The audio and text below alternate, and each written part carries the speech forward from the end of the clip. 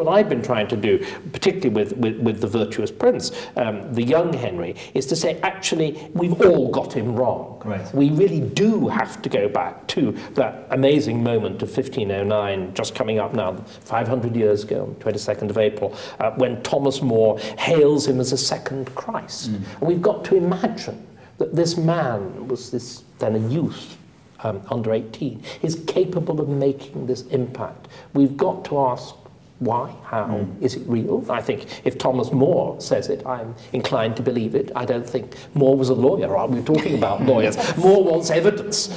More is the hardest-nosed man, I think, in England. Not in the least likely to succumb to enthusiasm or whatever. So if he says Henry's pretty impressive, Henry is pretty impressive. And then, of course, the biography becomes so much more interesting. What goes wrong? Whereas the traditional views of Henry, of course, are entirely loaded to the end. And yes, indeed. Yes, and grotesque figure. Exactly, this grotesque figure. But also to suggest that somehow that's the real Henry. I mean, it's done most explicitly in Lacey Baldwin Smith's The Mask of Royalty, which argues that we are what we become, which just seems to me to be, teleology, that we are what we finish up. Whereas that deprives the story of its extraordinary excitement. Yes, and it's it's a mythic case of corruption. Henry is a kind of perfection, which is destroyed and turned against itself. Why? How wonderful! It's a theme out of fairy tale. It's a wonderful story. And Hilary, what about you? Were the representations of Henry that you were very fixed in your mind and that you wanted to sort of have a go at, as it were? Of course, Robert Bolton, A Man for All Seasons, this is my bête noire. Well, of course, because you're More would be unlikely to be played by Paul Schofield. Absolutely, yes, yes. Maybe from beyond the grave. I think, the Robert Bolt story has had its way for too long and been enormously influential. And of course, it's a brilliant stage play. Makes its case wonderfully. And it's so persuasive that we actually begin to accept that this evidence is there and that we do know what happened at More's trial and so on, which we don't. And Cromwell only ever appears in fiction and in film as a pantomime villain. He's someone sort of hissing from the wings and gliding blackly around. A nasty piece of work. A very nasty piece of work, which I think perhaps in some ways he was. But you see, I think More was a nasty piece of work as well.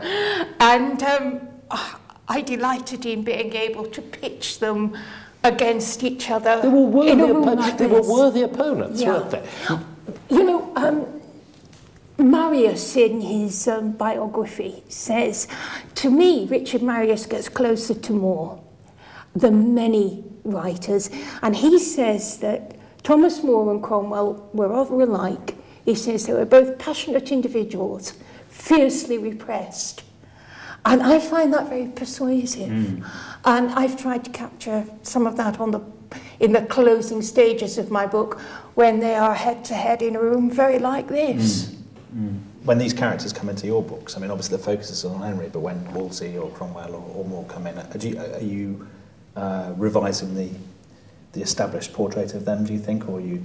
Well, the only one of them, I brought More in, but More only as a young man, and Wolsey is at the end, and I think that is beginning to be a revision. I mean, this is Wolsey the dancer. This is Wolsey, the gay young cleric about court. This is the Wolsey who can actually make his way. You were raising this question about Cromwell. How does somebody completely unknown get on? Yes. But remember, Cromwell had the advantage of piggybacking off Wolsey. Wolsey acts as his starter rocket, his booster rocket. And this is why, of course, Cromwell looks back on Wolsey with such reverence, why he adapts his coat of arms from his and so on.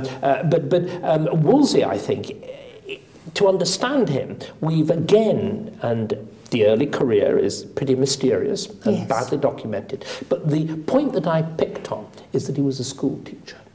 He has this brief period when he is Latin master at Magdalen College School. And I think so much of his handling of Henry, I mean, when I'd written about it before, I'd talked of it in terms of a kind of substitute father figure. I think that's being a bit highfalutin.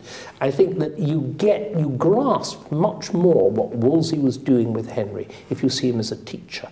An absolutely brilliant teacher, who, of course, good teachers understand the young.